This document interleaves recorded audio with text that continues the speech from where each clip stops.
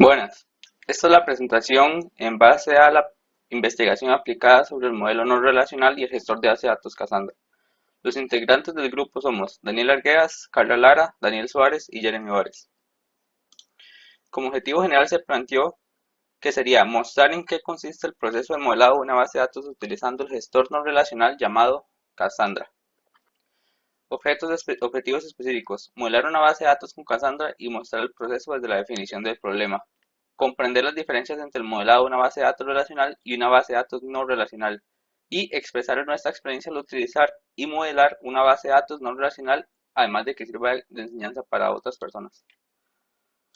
Como introducción, cabe destacar de que en el transcurso del curso se ha aprendido que existen dos tipos de base de datos: la base de datos relacional, la que se ha visto comúnmente, y la base de datos no relacional. Esta presente investigación va a intentar abordar la implementación y el proceso de usar el modelo no relacional y su gestor de base de datos, cual sería llamado Cassandra, y no solamente en qué es el gestor.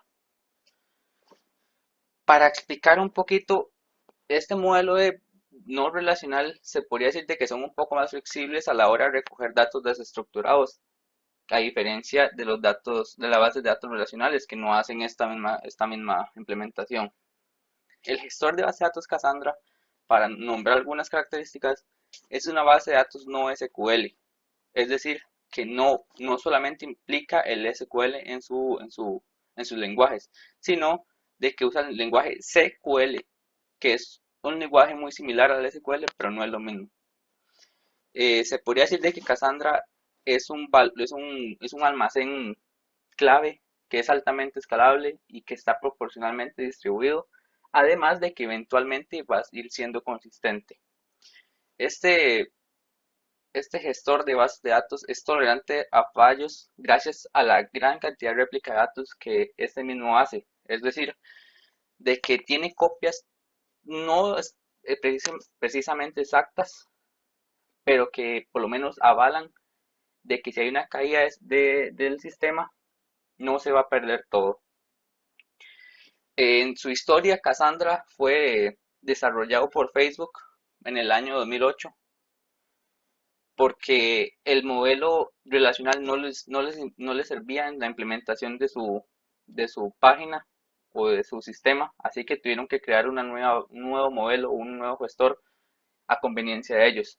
En el 2010, bueno, entre el 2008 y el 2010, este gestor fue open source, es decir, que cualquier persona, cualquier empresa podía usarlo sin necesidad de pagarle a Facebook. Pero fue en el 2010 donde este gestor fue el primer nivel de los proyectos en Apache, es decir, que llegó a un nivel bastante alto para ser un gestor sumamente nuevo, por decirlo así. Cabe destacar que otra característica de este gestor es que la conexión de los nuevos nodos no es fácil o no es sencilla. Hay que saber manipular la gran cantidad de datos que se presenta. Cassandra es una herramienta que puede ayudar a manipular grandes cantidades de datos de manera distribuida y consistente. Por eso es que es un servicio con una alta disponibilidad, o sea que mucha gente puede disponer a usarlo. Cassandra hoy por hoy es utilizado por muchos de los sitios más utilizados a nivel mundial, tales como Netflix, Spotify, Twitter o muchos otros, ya que gracias a las grandes cantidades de datos que ellos manejan, Cassandra está diseñado para dar el mejor rendimiento a comparación de la base de datos relacional. Y a continuación vamos a pasar a lo que sería el modelado de la base de datos. Vamos a empezar entonces con lo que sería la definición del problema. Nosotros vamos a trabajar una base de datos de una biblioteca en la cual los lectores pueden llegar a leer, valga la redundancia, en el lugar en el que se encuentra la biblioteca. O pueden pedir los libros prestados para leerlos en sus casos respectivamente. De los libros vamos a guardar el autor o los autores, dependiendo si el libro fue escrito por más de una persona. En nuestro ejemplo, nosotros vamos a trabajar únicamente con un solo autor. Cuando vamos a modelar una base de datos relacional, normalmente nosotros empezamos desde el dominio conceptual y entonces representamos los sustantivos presentes en el dominio a tablas. Utilizamos llaves primarias para modelar relaciones. cuando tienes relaciones de muchos a muchos, creamos tablas de asociación que contengan las llaves de cada uno de los elementos. La asociación de tablas no existe en el mundo real, pero se necesita para trabajar el modelo relacional. Una vez definimos las tablas, podemos empezar a implementar las instrucciones y escritura y modificación y obtención de datos. En las bases de datos no relacionales, para nosotros comenzar a modelar el diseño, tenemos que partir del hecho de tener las consultas que nosotros queremos realizar en la base de datos. Ese sería como el primer paso para modelar, tener ya las consultas que nosotros vayamos a realizar. En nuestro caso, estas serían las consultas que nosotros vamos a realizar. Listar los libros ordenados por su título, encontrar información de un lector en particular por medio de su identificador, obtener la información de los préstamos que se han hecho en la biblioteca ordenados por el identificador del libro en forma ascendente, listar los autores registrados, eso serían las consultas. Ahora bien, si vemos a la hora de modelar el problema, cuando nosotros tenemos tablas en un lenguaje no relacional, lo que nosotros buscamos es que la relación que exista entre las tablas sea mínima. Si lo comparamos, por ejemplo, con lo que es el modelo relacional, que dependiendo de la base de datos que nosotros vayamos a realizar, las relaciones entre las entidades, entre las tablas, son más marcadas. Tiene que haber una relación entre tablas. En cambio, en un modelo no relacional, las tablas son independientes o tienen menos peso las relaciones que hay entre cada una de ellas. El modelo de base de datos no relacional es un poco complejo de entender, pero la base de organización de datos es un sistema llamado clave valor, lo que ofrece una visión totalmente diferente a lo que normalmente nosotros acostumbramos en una base de datos. Para continuando con lo de mi compañero Suárez, para crear las tablas en Cassandra existen dos maneras. Para crear una cual la primera consiste en insertar los atributos, vamos acá, con su respectivo tipo de atributo, ya sea entero, texto, booleano o de fecha. Y de igual manera, en Cassandra existe esta otra manera, que es la de insertar con un clustering order byte, que lo que nos va a ayudar es a tener un ordenamiento, que es este código el que se escribe, así que está acá. Como vieron, hay varias formas de llave primaria ahí. La primera llave primaria es la que contiene un solo atributo, solo contiene lo que es el partition key o el particionado de la llave, que es indicar la partición del nodo en el que se encuentra esa fila de datos. La segunda forma es una llave compuesta por dos atributos, donde el primer atributo es el partition key y el segundo atributo es lo que es el cluster int key, que determina el orden físico en el que se almacena. Y la tercera forma es una llave compuesta, donde el partition key tiene dos o más atributos y el cluster int key igual tiene dos o más atributos. Vamos a hablar de la inserción de datos. Eso.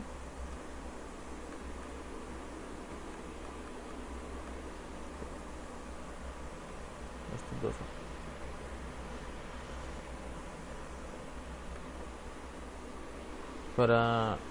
En Cassandra hay varias maneras de, de insertar datos. Es muy parecido al lenguaje de SQL, la diferencia es que aquí no puede quedar ningún campo vacío. Cada atributo que nosotros escribimos, o sea, tiene que ir con su respectivo campo rellenado. O sea, como aquí tenemos el lector, nombre del lector, dirección, teléfono y fecha de ingreso. Todos tienen que estar llenos. En Cassandra se permite que este usuario tenga esto. ¿Ven? Puede tener la misma llave primaria que la anterior. En Cassandra también podemos usar lo que es el TTL, que es escribir un dato o insertar ese dato por cierto tiempo limitado que nosotros queremos escribirlo para que después Cassandra lo borre después de ese tiempo. Igual en Cassandra está lo que es el uso del timestamp, que es este que está acá. El timestamp lo que se usa es una opción indicada en microsegundos y permite realizar un insert, en el cual no se usa, si no se usa la del tiempo especificado en microsegundos, pues será el tiempo en que se hizo la escritura. Esto es para insertar un dato, pero usamos el tiempo en microsegundos de cuando lo insertamos. Si no, lo que va a usar es el tiempo de escritura de nuestro país. Ahora sigue Carla con lo que son las consultas. Vamos a aclarar que todas estas tablas se hicieron por medio de las consultas. En Cassandra se modela así, pero ahora ya para ver las consultas más a fondo, y compañera Carla va a seguir. Continuando con la explicación sobre Cassandra, a continuación voy a hablar un poco sobre las consultas.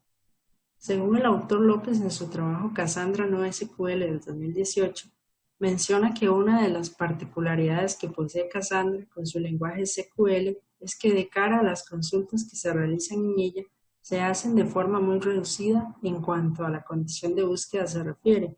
De esta forma, las consultas a realizar son del siguiente tipo. Es decir, las condiciones tienen que ser específicas. Un aspecto importante a mencionar es que en las bases de datos no relacionales no se permite hacer unión de tablas, o joins, ni subconsultas. Como podemos ver acá, es muy parecido al lenguaje SQL. Se utiliza la palabra reservada select, seguido de ella se pondrían lo que son los campos a mostrar, from, la tabla que se desea, y dentro del where, como se dijo anteriormente, la condición.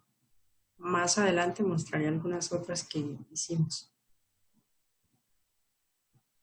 En el caso de la eliminación de registros o entradas en una tabla concreta, se puede realizar con la cláusula delete, utilizándose así de la misma forma. En el caso de Cassandra, puede eliminar la fila o el contenido de una columna concreta. Bueno, como podemos ver, de igual manera es básicamente lo mismo del lenguaje SQL. También es importante recordar que Cassandra también nos permite borrar lo que sería una tabla. De igual manera podemos actualizar los datos. Y sería lo mismo básicamente del lenguaje SQL, ¿verdad? Con la palabra update y la tabla que se desea modificar. El set nos serviría para el campo que deseamos modificar y el where sería donde va la condición.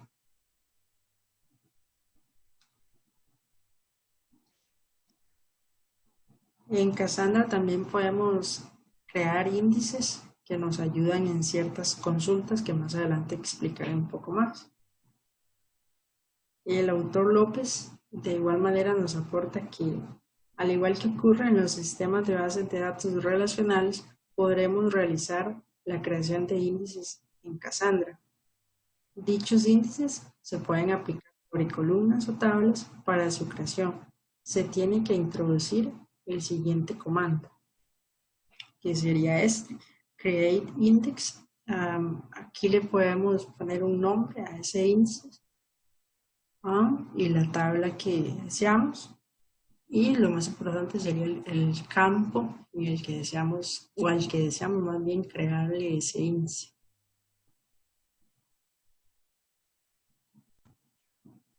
Bueno, acá continuando con la explicación, voy a explicar un poco más sobre las consultas. Como podemos ver acá, las consultas más básicas serían estas, que serían ver los registros de una tabla X, por ejemplo, la tabla libro. Y acá nos mostraría todos los registros que hay guardados en esa tabla. Luego seguiría esta consulta que dice encontrar información de un lector en particular por medio de su ID. Podemos ver que es básicamente lo mismo del lenguaje SQL. Seleccionamos todo de la tabla lector y en el where iría la condición. En este caso, que el ID lector sea 3. Y efectivamente nos muestra el lector 3. Luego seguiría esta que dice mostrar el título y las páginas de un libro en particular. Acá, en lugar de poner todo, podemos poner también los campos que queremos mostrar de la tabla libro en este caso. Y de igual manera en el where iría la condición, que sería el ID libro número 1. En este caso, el título sería radical y contiene 200 páginas. La otra sería ver la cuenta en los registros de los lectores, o que es lo mismo contar los registros que hay en esa tabla de lectores. Para eso utilizamos esta palabra reservada count.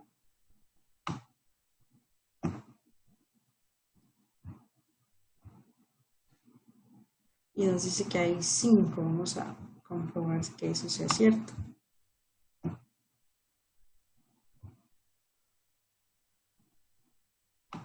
Bueno, efectivamente podemos ver que hay 5 porque el índice va del 0 al 4.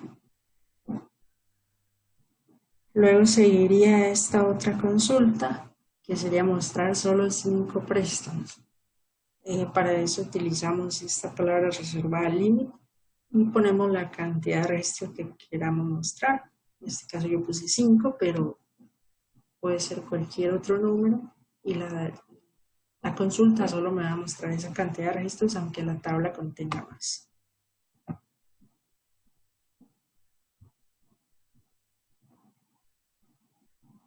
Bueno, como podemos ver acá, solo nos muestra 5 registros. Luego otra consulta a realizar sería mostrar el préstamo que tiene una fecha de evolución en particular. En este caso sería el 30 de julio del 2020.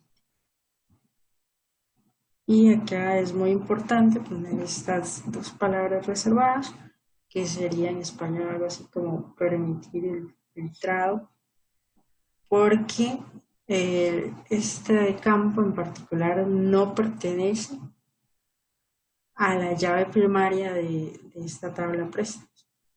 Entonces, como no pertenece, no me deja hacer el, por decirlo así, el filtrado. Me da error si no le pongo estas palabras reservadas.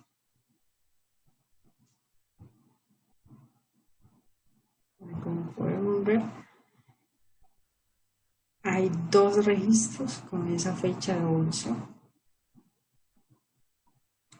Otra sería mostrar los préstamos según su ID de forma ascendente según el ID del libro.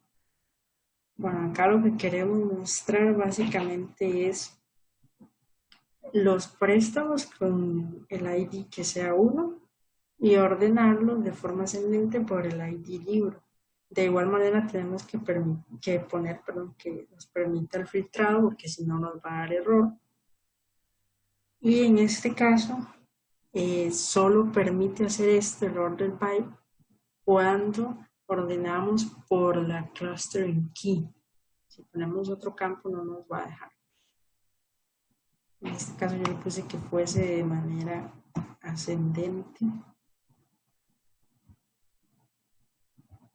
Y acá podemos ver que efectivamente está de manera ascendente, va del más pequeño al más grande, por decirlo así, del menor al mayor.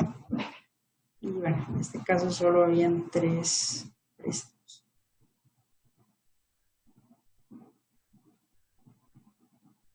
Luego seguiría esta otra que dice mostrar un préstamo según las condiciones.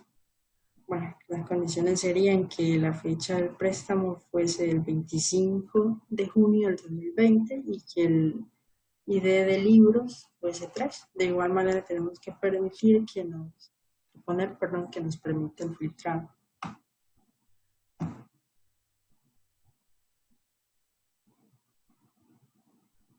Y como podemos ver, Solo tenemos un registro que cumple con esas dos condiciones que hicimos anteriormente, que el ID del libro sea 3 y que la fecha de préstamo sea el 25 de junio del 2020. Y como última consulta de ejemplo tenemos esta que es un poco sencilla, que sería mostrar el teléfono de un cliente en particular. Mostramos solo el campo llamado teléfono de la tabla lector o cliente, que queramos llamar, y donde el ID lector sea 2, podemos poner cualquier número ahí, mientras exista obviamente.